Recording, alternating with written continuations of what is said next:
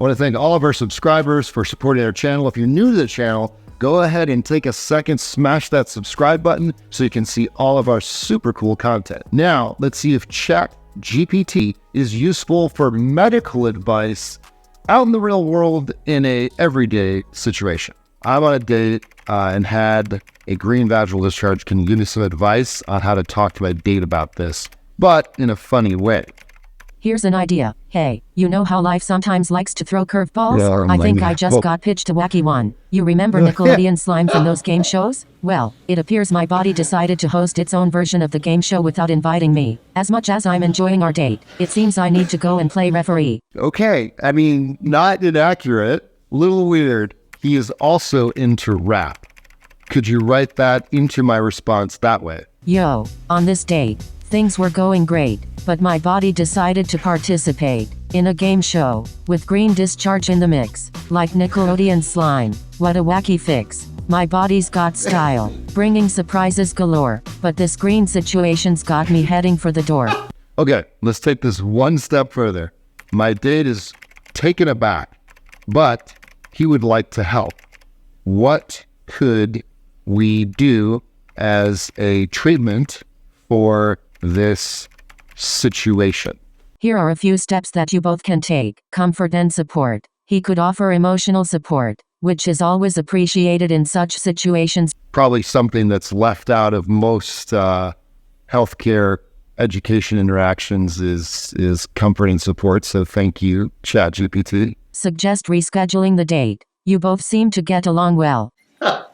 And reschedule the date. Now, vaginal discharge is the most common reason that women will go see their OBGYN. Another common reason, particularly for my field of urogynecology, is incontinence. So let's take a twist on this. I was mistaken.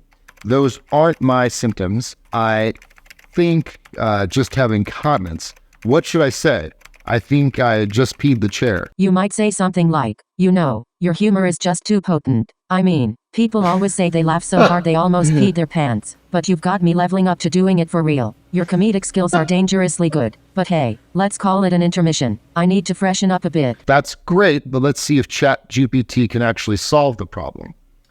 Awesome, I'm in the bathroom and I need some medical advice now, how to deal with this incontinence and make it stop. Empty your bladder regularly, if possible. Try to use the bathroom at regular intervals. This can help avoid the bladder getting too full, which can lead to incontinence. Pelvic floor exercises. Exercises like Kegels can help strengthen the muscles that control urination. To do Kegels, you contract, hold, and then release the muscles you would use to stop urinating. So there's several different types of incontinence. There's stress incontinence that is caused by coughing and leaking, urge incontinence, which is a neurologic problem. The bladder doesn't fill all the way, and when it's half full, your bladder nerves get overactive and make you want to run to the bathroom, and sometimes you don't have time to go to the bathroom when you leak.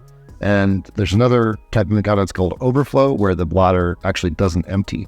So timed voiding is one of the therapies that we can do to try to keep your bladder empty. That in combination with medicines and sometimes even surgery. Pelvic floor exercises or Kegel exercises is a process where you squeeze the pelvic floor muscles, the urogenital diaphragm, and that's going to be helpful for incontinence, prolapse. Avoid bladder irritants. Caffeine, alcohol, and acidic foods can irritate your bladder and increase the urge to urinate. And that's all good advice. Excesses of caffeine and alcohol can definitely exacerbate urge incontinence, urinary urgency.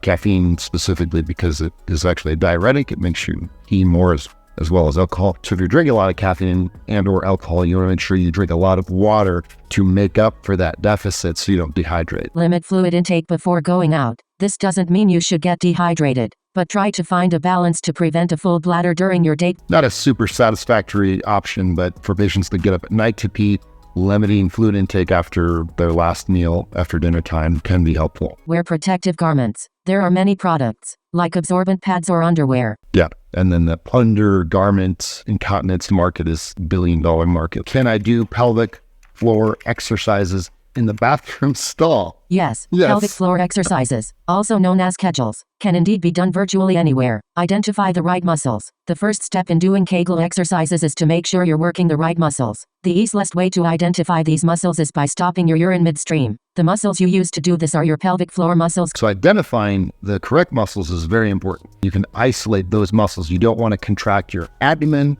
or your butt or your glutes, and you can focus just on those muscles. An example would be the muscles that you would be able to stop your pee stream from going. You can literally do it anywhere. We tell our patients you can do it at a stoplight while you're waiting. We advise 20 episodes of contraction relax per day. Do you think this means that the date is over? Thank you, Chat GPT. Can you give me this response in a rap song? Ayo, this night's been wild. Your style, your smile, had me beguiled. But life spinning occurred. I gotta step off the tile. Help's calling my name. Gotta walk that extra mile. Hey, it's no diss, no dismissal. Wait, just need some time. Eminem's got Need a nothing on moment to save. ChatGPT. Wanna be my best. When we next engrave. Another night in memory's cavernous cave. So let's pause. Not a full stop. Just a I'll break from the hip hop. That escalated quickly. Chat GPT on healthcare advice, my diagnosis leaves some room for improvement. As far as data advice, we'll leave that up to the subscriber. Love it or leave it, we had some laughs. Make sure you share this video with a friend.